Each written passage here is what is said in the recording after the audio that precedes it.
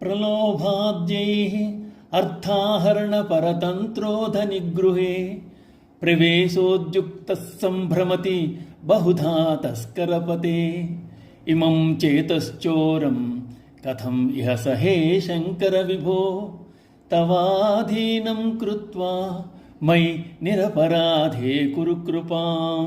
తస్కరపతే భక్త సుఖదాయక ప్రభో శంకర, ప్రలోభాది ఉపాయముల చేత సంపదల యందు ఆసక్తి కలిగిన నా మనస్సనేడి దొంగ ధనవంతుల ఇళ్లయందు పెక్కు విధములుగా సంచరిస్తోంది. ఈ మనస్సనేడి దొంగను ఎలా సహించగలను? ఇప్పుడు నా మనస్సును నీ వశము చేసుకుని ఏ అపరాధము లేని నా యందు దయచూపుము.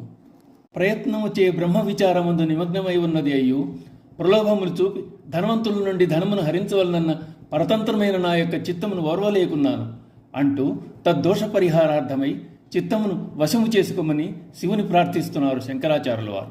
క్రితం శ్లోకంలో శివునితో వాసయోగ్యమని చెప్పి తన చిత్తకుటీరంలో నివసించమని ఆహ్వానించిన శంకరులు ఇప్పుడు మనస్సును ఒక దొంగగా పేర్కొంటున్నారు.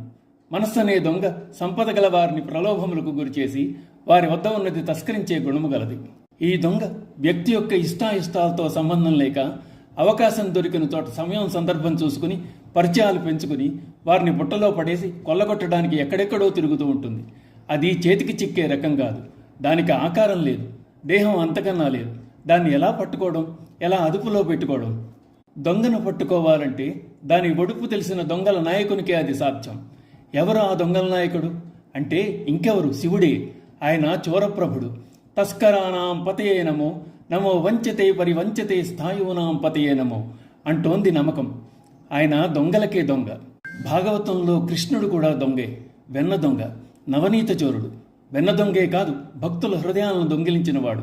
శివకేశవులిరువురు దొంగలే కాదు, దొంగలకు నాయకులు కూడా. జగత్తు ఒక నాటకం అనుకుంటే అందులో అన్ని రకాల పాత్రల పోషణ చేస్తాడు భగవంతుడు. ఆయన జగన్నాటక సూత్రధారి. అందుకే ఎవరికి తగ్గ వారిని వారికి అప్పచెప్పడం. దొంగ దొంగల జట్టులోనే ఉండాలి. దొంగ దొంగను గుర్తుపట్టగలుగుతాడు.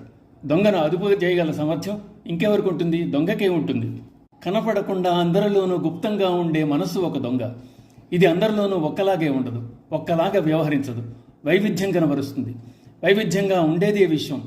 అందుచేత ఈ మనస్సునే దొంగను ముందు సంస్కరించాలని, అది ఒక్క శివుని వల్లే అవుతుందని, మనస్సును శివుని అధీనం చేస్తే ఆయనే చూసుకుంటాడని శంకరుల వ్యాఖ్య. అందుచేత తనలో తిష్ట వేసుకుని ఉన్న చిత్తమనే దొంగను దొంగల నాయకుడైన శివునికి అప్పగించి బయటపడదామని, తనకు చేతకానిది శివుని వల్ల అవుతుందని తలచి నా మనస్సునే దొంగను నీ అధీనంలో పెట్టుకోమని ప్రార్థిస్తున్నారు శంకరులు.